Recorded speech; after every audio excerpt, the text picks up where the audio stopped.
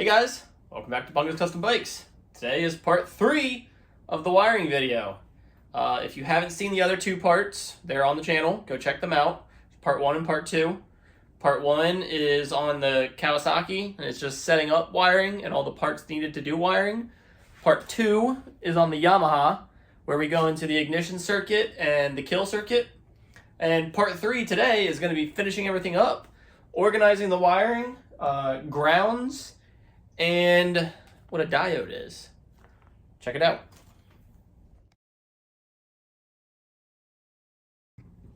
Alright, so first things first. This is obviously a mess. It looks like a mess. It's kind of organized chaos. I've got pretty much everything done. The last thing I have to wire is these wires here for the blinkers, and that's what I was waiting on this part for, and I'll talk about this in a little bit. But everything's pretty much done. We've got the CDI box is wired and everything's run for that. The blinker relay, and then the fuse blocks and the distribution box. We've also got all the switches and the headlights, and the gauges are mostly wired. So pretty much everything's done. Let me get you a closer look. So starting here from the battery, you can see I've got all my power leads run.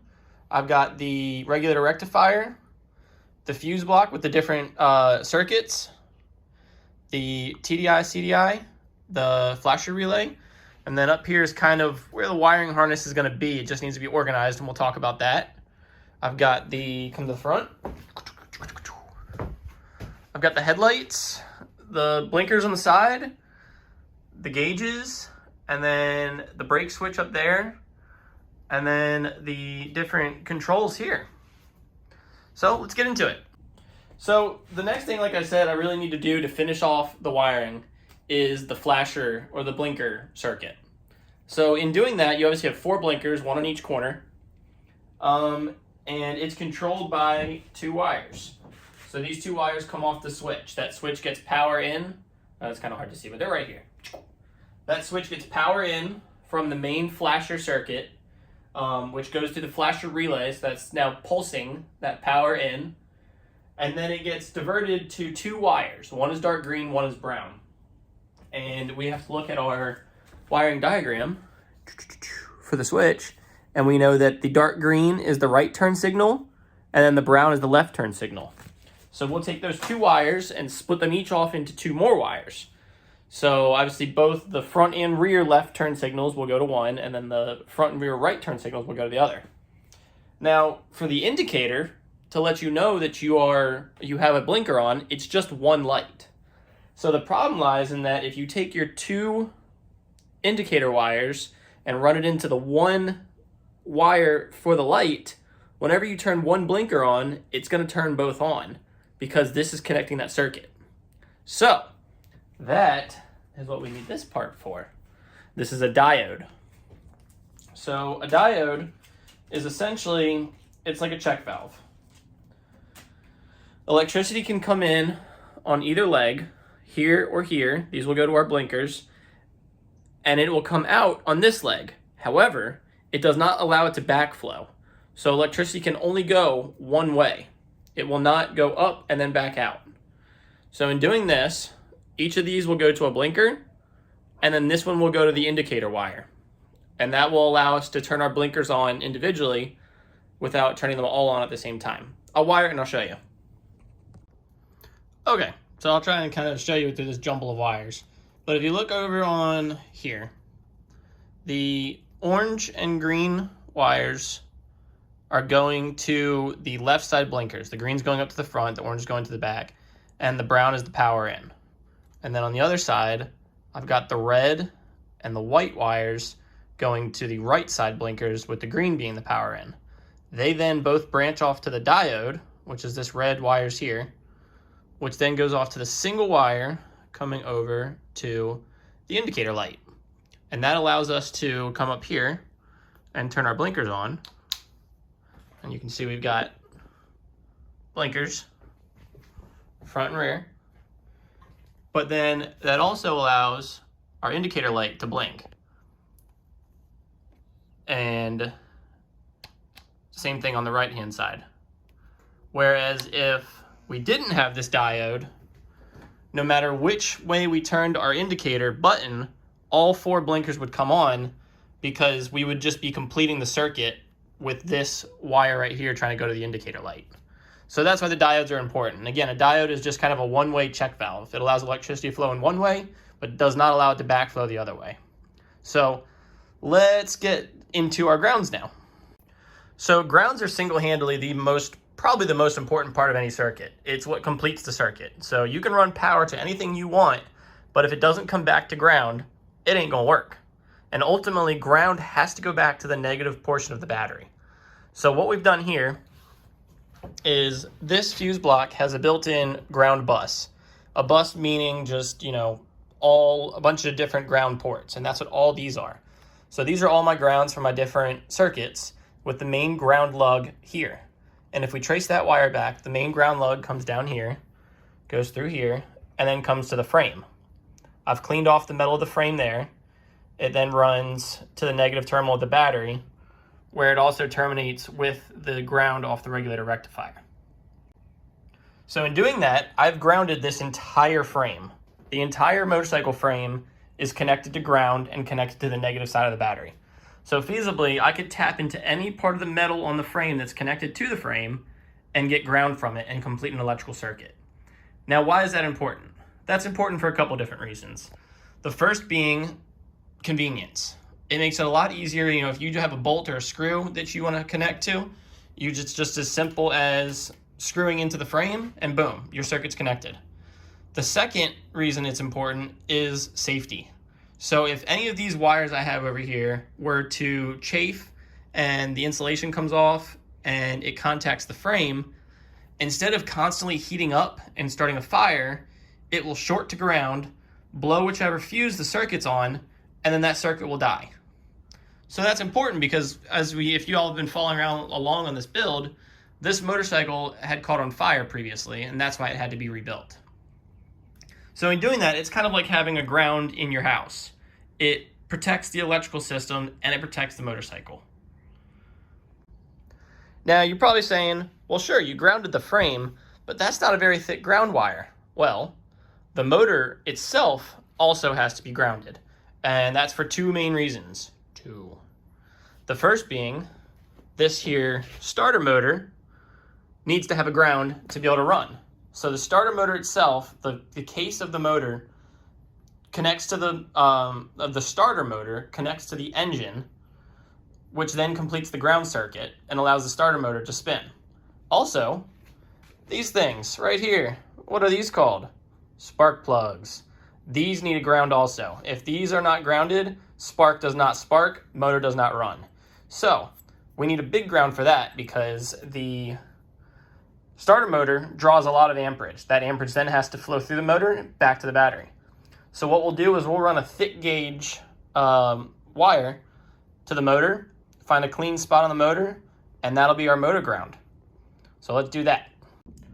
All right, kind of hard to see, but you see I've got the ground cable running from a clean mount on the motor. It's going into a bolt up here, and then, it's thick gauge wire running back up to the negative on the battery. So the motor's grounded, the frame's grounded, everything we need grounded is grounded. So the last thing we need to do is organize this rat's nest and the rest of the wiring. So let's get into that.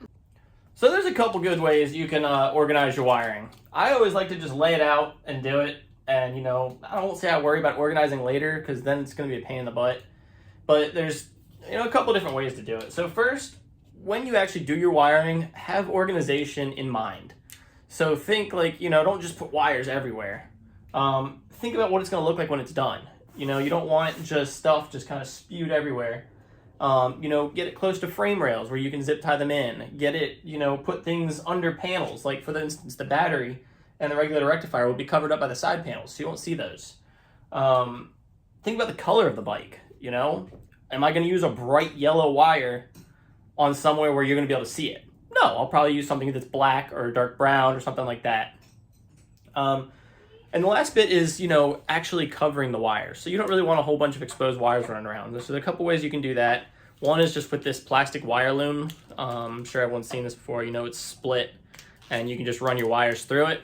It's pretty decent. That's what I've got the harness for the back running to, the blinkers and the tail light. That's running through just this split wire loom. And then, if you're working on kind of a classic bike, you want that classic look. A lot of the stuff they used was fabric harness tape, and that's exactly what this stuff is. I've always called it Tessa tape. That's what I've heard before, have it called Tessa tape. And, it's just electrical tape, but it's fabric. So it kind of gives it that old school look to the harness. But really, I like zip ties. I just zip tie a lot of things together, make kind of bundles, and then wrap those up as I need. So everything in the back is pretty well organized. This is going to be covered by the fuel tank, and that's kind of routed where I want it. I'm not going to worry about covering that up. But this jumble mess here, we need to do something with that. So let's get that organized. So what I think I'm going to do with this is at first I'm going to break it into two bundles. I've got, the different strands running off the left side of the bike and the different strands running off the right side. I think I'm going to bundle them together onto each side of the frame rails because with the XS 1100, it splits. So I'm going to get some zip ties and we're going to start zip tying things together. You don't want a lot of zip ties because if you still want to wrap it, which I do want to wrap it, you want them to stay kind of farther apart because zip ties are harder to wrap. So let's get some zip ties.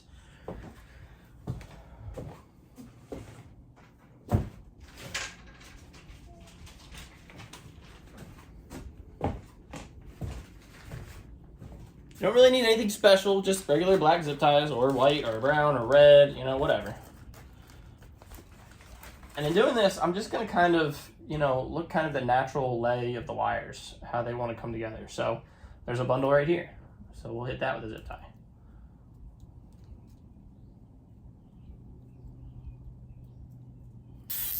You obviously don't want to put a lot of tension on them because that's how things get chafed and end up getting ruined. So we'll kind of bundle those together there.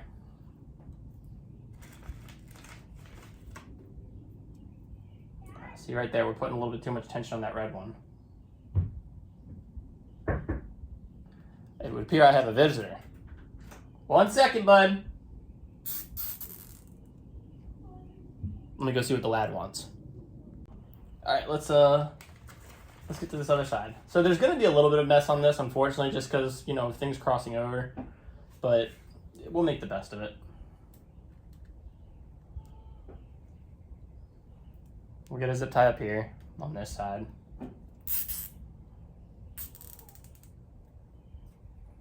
And then I'll probably put like one more down here.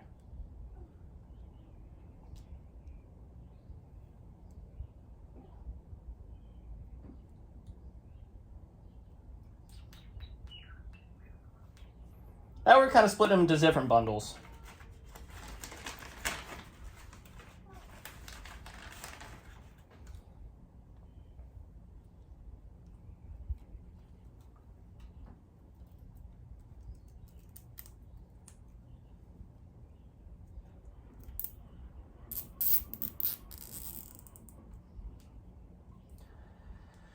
And I'll probably just put one more in the middle here. Just to kind of hold that in.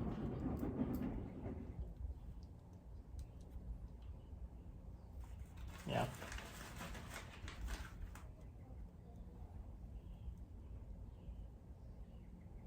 So this is another advantage of using a system like the X21 or the new X3, which they just released on NWT. Go check that out.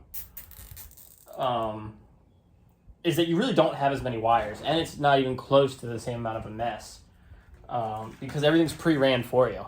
And a lot of the stuff is just kind of built in. Like, you don't have any of this stuff that I got going on down here. It's just real smooth, real simple. Whereas this is a little bit messier just because, homemade. But this was a lot cheaper. The NWT stuff is decently priced, but there is still a price tag associated with it. However, this was, if you don't count the TDI, because that was relatively expensive, $50 worth of wiring. Of course, the components themselves are a little more expensive, but this is like $50. You know, it's not bad. All right, so I've got everything pretty much organized. I know you can't really see it, but you know, I've got it separated. It's kind of bundled up. It's such a short run from the fuse block to where it's going. I'm not going to worry about wrapping it, and it's going to be covered by the fuel tank. So I'm not worried about it. You know, as long as everything kind of fits in there, sits low enough, there's no pinch points, nothing's too tight. Always, always, always turn your bars. Make sure you're not pulling wires. Leave yourself plenty of slack up at the front, because that'd be the last thing you want is, you know, make a turn and all of a sudden the bike dies because you broke a wire. That's really all I got for you. It was kind of a short video. We're just finishing everything up, but hey, actually, let's do a function test. All right, so the function test, we'll just kind of run through everything we need to do. So first we'll start with the key. You see our backlight comes on over there. And then we'll turn the motor on. Backlight comes up, the tachometer sweeps. And then next thing, we'll test our electronics. So we'll go ahead and turn our headlight on. We'll come around. Yep, we got headlight. We'll test the high beams. Yep, we got high beams. That's good. Come to the back and check our tail light. We have a working tail light. And the horn, loud noise. Horn works. Let's check our turn signals. So there's our left turn. That one's blinking. That one's blinking. And our right turn. Oh, I guess I gotta turn that on. Right turn is blinking and blinking. And last thing I got is the indicator. So that's blinking, and then when we turn our high beam on, the blue lights up. So we're good. Kind of a short video, not a lot of useful information, but I mean, there's some in there. Talked about grounds, you know what a diode is now and what it does. We talked a little bit about organization. That's really wiring a bike. I mean, there's not a whole lot to it. I'll probably go more into depth with the X3 when I start wiring that again. But, you know, feel free to reach out to me. You can always message me on Facebook or Instagram, Bungos Custom Bikes. Or, you know, shoot me a comment on YouTube. I'm really good about answering comments. And I'd be more than happy to explain wiring and anything to it. But, I mean, it's really as simple as power in, power out. Wiring diagrams, just kind of follow the map. So, if you haven't already, please like and subscribe. And as always, stay riding, friends.